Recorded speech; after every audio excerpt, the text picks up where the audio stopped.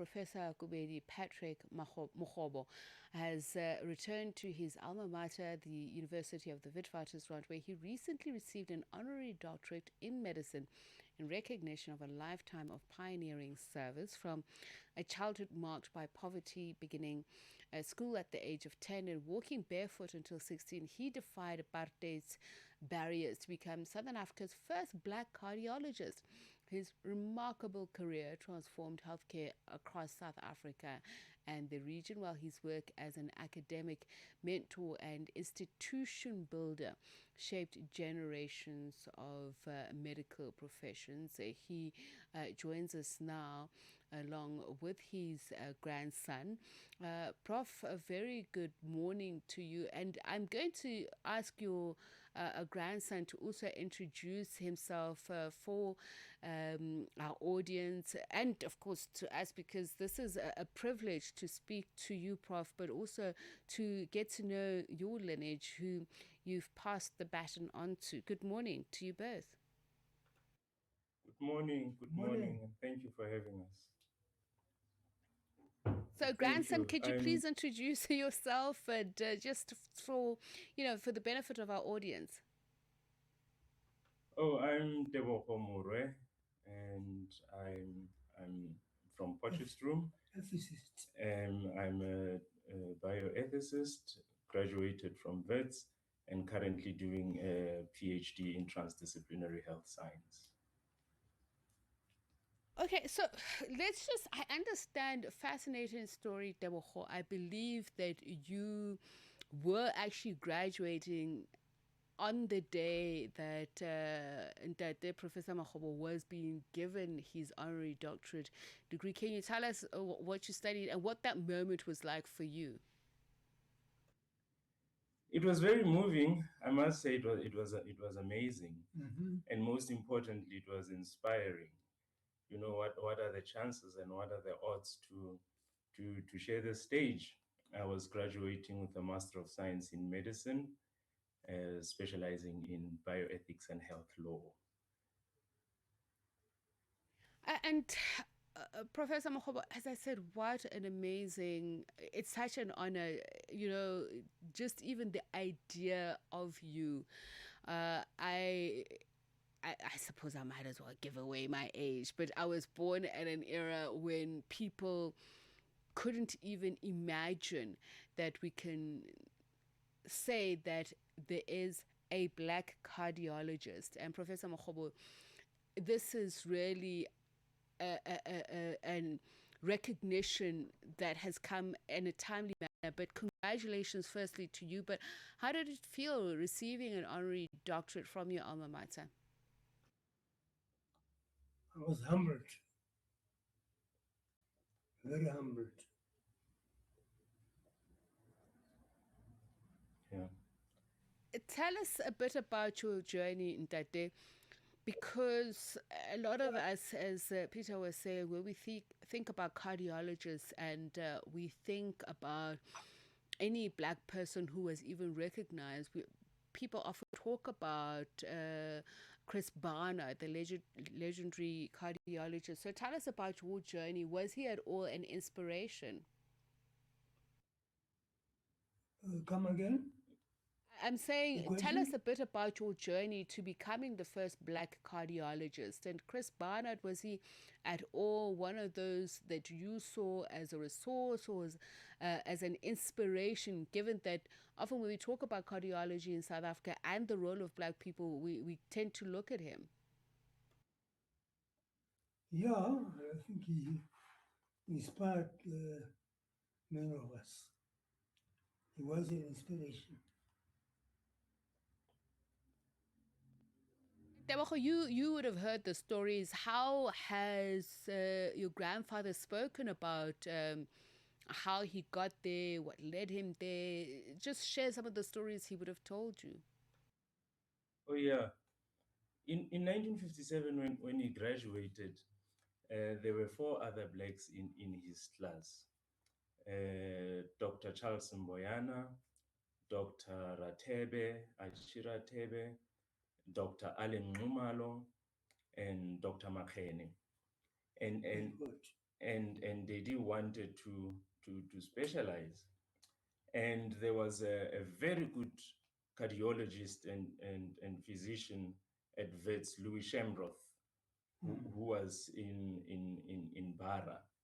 And Dedi went to registered as the first black registrar, which is a specialist in training, and went on to become South Africa's first black specialist physician. And there afterwards, then what led that led to cardiology. But a very interesting story about that is that in the 1960s, non-white medical students did not have the privilege of learning the ECG, which was new at the time. And that at Bara, being taught by Louis Shembroth, was the only resource to teach ECG to fellow black doctors in Bara. Yeah. And just when you look back, Prof. Mokhobo, was there anybody that you knew that even gave you hope that you could one day even be, let alone a doctor that is recognized in apartheid South Africa?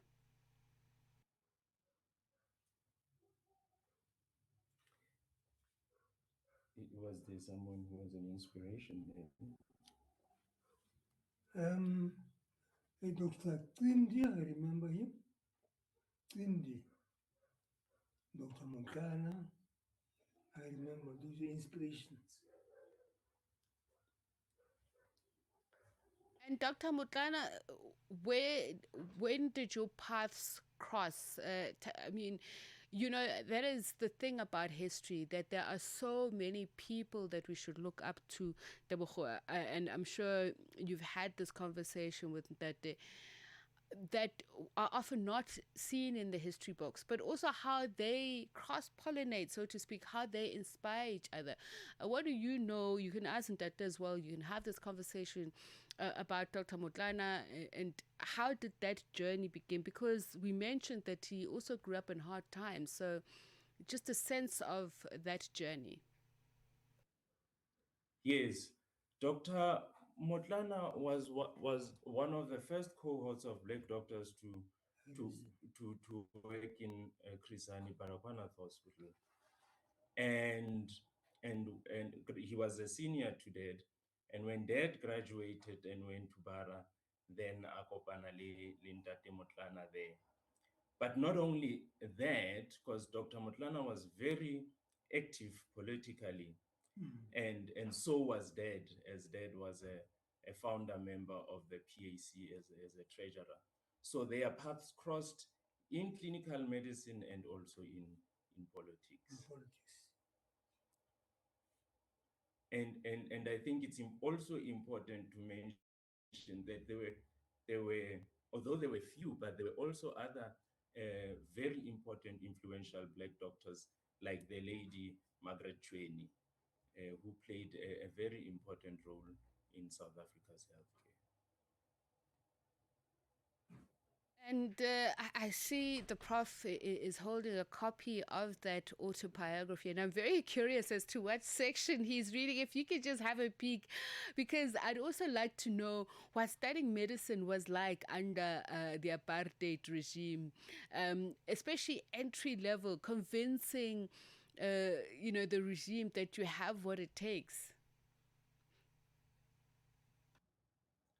Oh, yes. The section that he's holding here is on his practice, general practice in Davidton, in the East Rand.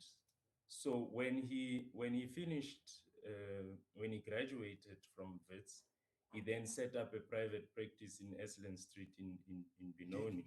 Davidton. In Davidton. And he specialized while running a private practice, which was actually a challenge. Yeah. But it is worth noting that blacks during those difficult time of apartheid aware blacks who were pulling themselves together and uplifting themselves regardless of the challenges they had. Urban Areas Act.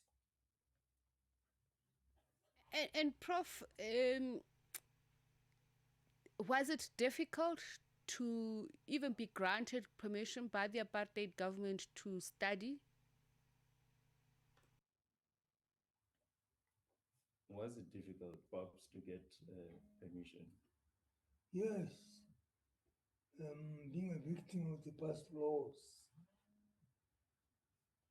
the Urban Areas Act, I decided that Soweto would be the place to set up practice. I'd had the exposure to the environment when I did my locums for Dr. Mukana and Dr. Mukana. But under Section 10D of the Urban Areas Act, I did not qualify to stay or practice in Soweto. Yeah. I must mention that I tolerated numerous degrading visits to the past laws, past office at number 80 Albert Street, but my efforts were fruitless and frustrating. I was desperate though. Perhaps the god or grandparents were angry with me for not going back to plow my skills for the benefit of the community at home. And, and what Prof, while you're thinking about that, what gave you hope? And Tebogo, also, if you can just also add what you remember of him telling you of, you know, I'm sure there's mentoring that happens between the two of where he would say, you know, this is what got me through, this is what you need to do to stay the course. Prof, what gave you hope during those times? What gave you hope, Prof? I got guidance from my relatives, from some what I call diviner or traditional practitioner. My uncle, husband on my mother's side, diviner or traditional practitioner, younger stayed with the obliged. Besides, I still miss them.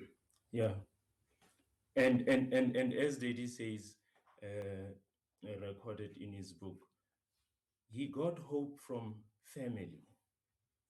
And the kind of family ethic that we have as Africans in South Africa is the ethic of Ubuntu.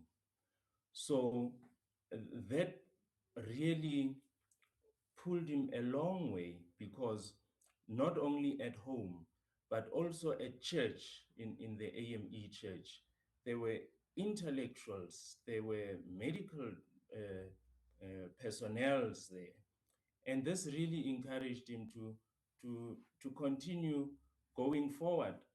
But in one of the stories that he used to share with me, he said, the suffering of our people kept him going because he wanted to make a difference. Yeah. One of the things that the book talks about is the fact that, and we know that he was very, instrumental in establishing and building medical institutions, that his contribution has also been in journals and training programs. And this is not only in South Africa, we believe, Eswatini, but Lesotho and Bophuthatswana. If you could just also remind that the Prof, some of the things that he told you, and, if you can guide us through that conversation, those experiences, what was it like?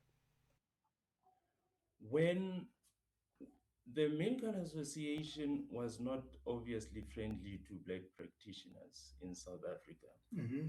And given that he was also politically active, that made life even more difficult. Yeah. He went off to Botswana first, and couldn't settle there for a few months. And his classmate, Dr. Allen Ngumalo, was then Minister of Health in Swaziland, now Eswatini. And he gave him his first post as a specialist physician in Eswatini, because the South African government and the Transvaal Administrative TPA, Transvaal Provincial Administration, said it has no specialist post for Bantu specialists. So he went off to Swaziland and to practice his craft there. And later went on to Lesotho. And when he got there, he also started a medical journal together with his colleagues there, and also the Medical Association. But all these fests and all this work that he was doing was to respond to a call, to a need. Wherever he went, he responded to a need for access to health care, with the understanding that medicine is a moral practice. Yeah. And I hear, Prof, you are agreeing there. So when you were given this honor, although I still feel like it could have happened earlier on, but that's just me, who did you think about when you were being handed this acknowledgement by your alma mater, this honorary doctorate? Was there somebody you had in mind and that made you think, you helped me through this, or I did this for you? Tebogo, if you could also help him remember, because I know there's so many people along the way. But Prof, who did you remember when you got that honorary doctorate? The name that comes to my mind is Dr. Cindy. Dr. Cindy. Yeah.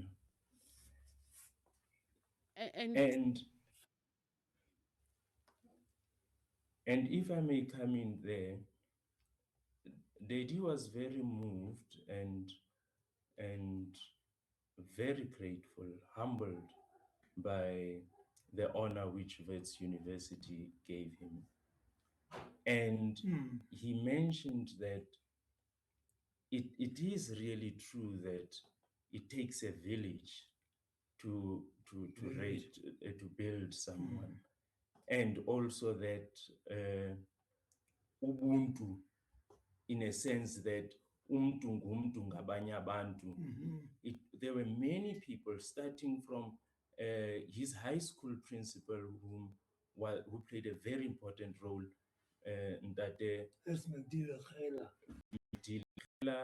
and his benefactor, Hugh Calderbank.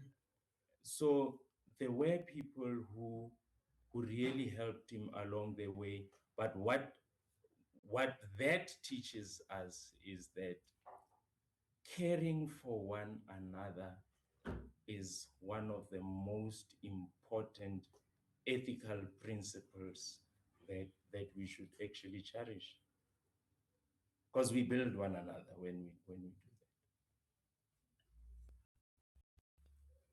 Right, and I think that's such an apt place to leave it. And I want to thank you both, Tebogos, the grandson, as the right-hand man to whom the baton has been handed to, the grandson of Professor Kubedi Patrick Mokhobo, who is a renowned cardiologist who made history in 1957 after becoming Southern Africa's first black graduate in that field. I want to thank you both, and I want to congratulate you both. And I think I echo the sentiments of many who are listening, that you truly have made us proud. Thank you very much. Thank you. Thank you very much. And that brings us to 8:30. Let's check in with Ralani Tulongwebe for the last headlines at 8:30. SABC News. Headlines. The African Perspective. Thank you, Tsepiso. Good morning. Making headlines. Amnesty